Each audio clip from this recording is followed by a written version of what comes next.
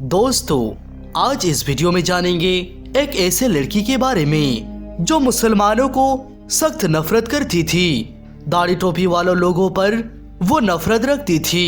एक दिन वो एक मुसलमान की ऑटो में बैठ जाती है। फिर उसके साथ क्या होता है जिसको जानकर आप भी हैरान हो जाएंगे। तो इस वाकये को मुकम्मल जानने के लिए पूरे वीडियो को अंत तक जरूर देखिएगा। तो चलिए शुरू करते हैं आज की वीडियो। एक दिन लखनऊ के किसी रास्ते में एक लड़की खड़ी थी। दरअसल वो किसी ऑटो का इंतजार कर रही थी क्योंकि उसे अपना घर जाना था। अचानक उसे एक ऑटो नजर आया। उसने उसको हाथ दिखाया ताकि वो ऑटो रुक जाए। उसको देखकर वो ऑटो रुक गई। फिर ऑटो वाले ने पूछा, जी मैडम, कहाँ जाना है? उसने देखा कि ऑटो वाले के सर पर टोपी है और चेहरे पर दाढ़ी है। उसने ऑटो वाले को देखकर दिल में सोचा कि ये तो शायद एक मौलाना है, और उसने दिल ही दिल में सोचा कि मैं इसको ना कह दूं, मुझे आपकी ऑटो में सवार नहीं होनी है। लेकिन उसकी ऑफिस एक सुनसान जगह पर होने की वजह से टैक्सी वाले उधर से कम ही गुजरते थे। दूसरी तरफ गर्मी की वजह से उसकी हाल भी बहुत बुरा हो चुकी थी। उस लड़की के पास और कोई चारा भी नहीं था, इसीलिए उसने ना चाहते हुए भी उस ऑटो पर बैठ गई। लड़की ने बोला, मुझे सिविल लाइन जाना है। ऑटो वाले ने कहा, अच्छा ठीक है, मैं आपको वहीं छोड़ दूंगा। लड़की ने पूछा, कितने पैसे लोगे? ऑटो वाला बोला, 200 रुपए लूंगा। लड़की के दिल में ख्याल आया, इससे पहले तो मैं 300 रुपया देकर गई थी। फिर वो सोचने लगी, सब लोग कहते हैं मौलवी बहुत बुरे होते हैं, बहुत लालची होते हैं और हवस के मारे भी होते हैं। ये दाढ़ी और टोपी वाले कभी भरोसे की लायक ही नहीं होते। ये अपने मन में सोचते हुए बहुत डर रही थी। लेकिन बहुत तेज धूप और गर्मी की वजह से वो ज्यादा सोच नहीं पा रही थी। इतने में वो ऑटो ड्राइवर बोला, मैडम चलिए, आप 180 रुपए दे देना। तो वो लड़की बोली, अच्छा ठीक है चलो, लेकिन मेरा सामान सामने रखा है और वो बहुत भारी है, वो मुझसे उठाया नहीं जा रहा है। क्या वो ऑटो में उठाने में आप मेरी मदद कर देंगे? तो रिक्शा वाले ने बोला, आप ऑटो में बैठ जाए, मैं खुद ही आपके सामान को उठा लूंगा। उसके बाद वो ऑटो ड्राइवर ने लड़की के सामान को ऑटो में रख दिया और ऑटो लेकर चल दिया। थोड़ी देर चलने के बाद बीच रास्ते में ऑटो ड्राइवर ने पूछा, मैडम, अगर आपको बुरा ना लगे तो क्या मैं इस टेप रिकॉर्डर को चला सकता हूँ? ये सुनकर लड़की ने कहा, जी मुझे कुछ दिक्कत नहीं है, अगर आप सुनना चाहते हैं तो आप टेप चला सकते हैं। उसके बाद ऑटो वाले ने अपने टेप रिकॉर्डर चालू किया और उसमें एक मौलवी का तकरीर था और ये बयान था पर्दे के बारे में। अब उस लड़की को ना चाहते हुए भी उस बयान को सुनना पड़ रहा था।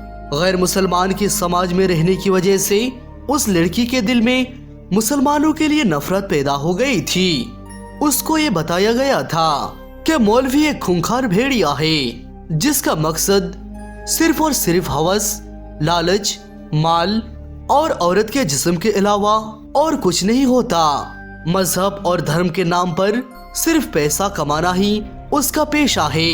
अब वो लड़की मुसलमान की ऑटो में बैठकर ना चाहते हुए भी मौलाना साहब की तकरीर सुन रही थी। उस बयान में मौलवी साहब ऊंची आवाज में पर्दा और औरत के बारे में बयान कर रहे हैं और कह रहे हैं, औरत के लिए पर्दा अल्लाह ताला का हुक्म है। पर्दा औरत का जिस्म का तहफ्फुज है। उसके चेहरे से लेकर हर हिस्से, हाथ, पैर, सबको ढककर हजारों के बीच में भी महफूज होने का यकीन दिलाता है।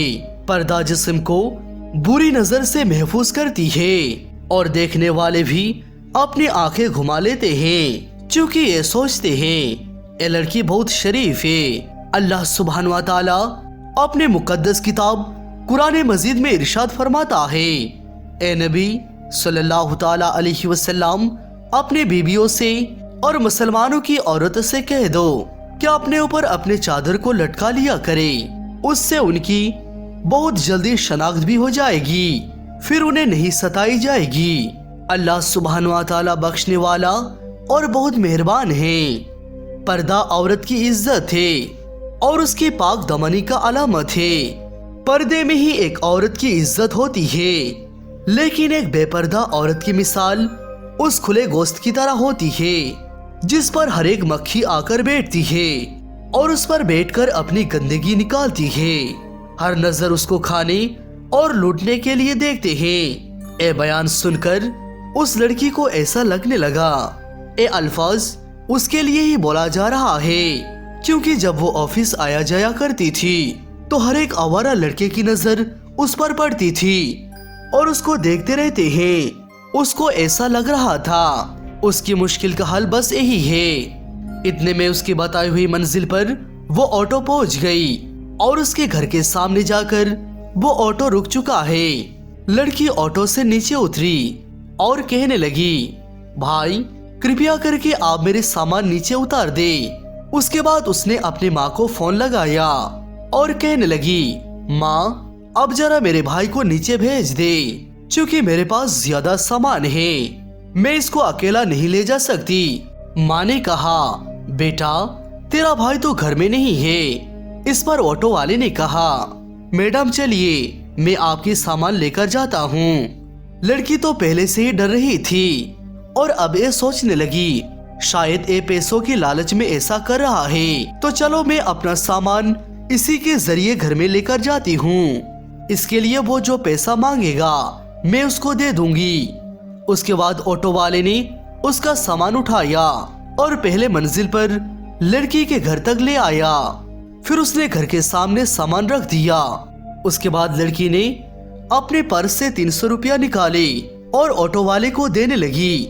उस पर उस मुसलमान ऑटो वाले ने कहा, मैडम ये 300 रुपया किस बात की? तो लड़की बोली, आपसे पहले दूसरी ऑटो पर मैं यहाँ तक आई थी, तो उसने यहाँ लाने के लिए उसने मुझसे 300 रुपये लिए थे, इसीलिए मैं अपने सामान उठवाने के लिए आपको 100 रुपया ज्यादा दे रही हूँ। ये सुनकर ऑटो वाले ने बोला, नहीं मैडम आप अपनी पैसा अपने पास ही रखिए और मुझे सिर्फ उतना ही दीजिए जितना मुझसे बात हुई थी, उससे ज्यादा पैसा मैं आपसे नहीं ले सकता हूँ। और रही आपकी सामान उठाने की बात, तो मेरा मजहब मेरा धर्म मुझे यही सिखाता है कि हमें दूसरे की मदद करना चाहिए, किसी की मजबूरी का फायदा नहीं उठाना चाहिए।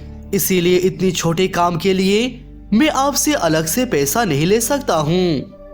ये कहने के बाद वो ऑटो वाला अपने ऑटो को लेकर जाने लगा तो उस लड़की के मुंह से निकल गया, लेकिन फिर भी आप तो एक मौलवी है। ये सुनकर ऑटो वाले मुस्कुराने लगा और बोला, शायद आपको मुसलमान और मौलवी के बारे में गलत जानकारी दी गई है। आपको मुसलमानों के बारे में गुमराह किया गया है। मैं मौलवी या हाफिज तो नहीं हूँ, लेकिन मैं उनसे मोहब्बत करने वाला एक आम मुसलमान हूँ। ये कहकर वो ऑटो वाला जाने लगा और लड़की अपनी आंखों से आंसू पूछते हुए घर में जाने लगी।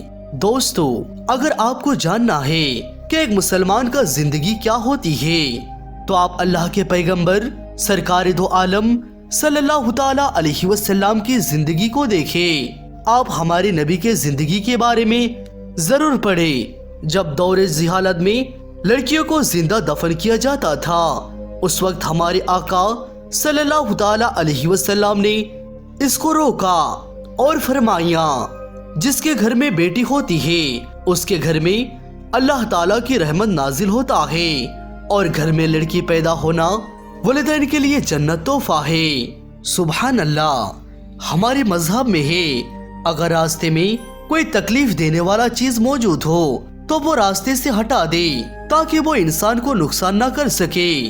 तो दोस्तों सोचिए, क्या हमारा मजहब कैसे दहशतगर्दों को सपोर्ट कर सकता है।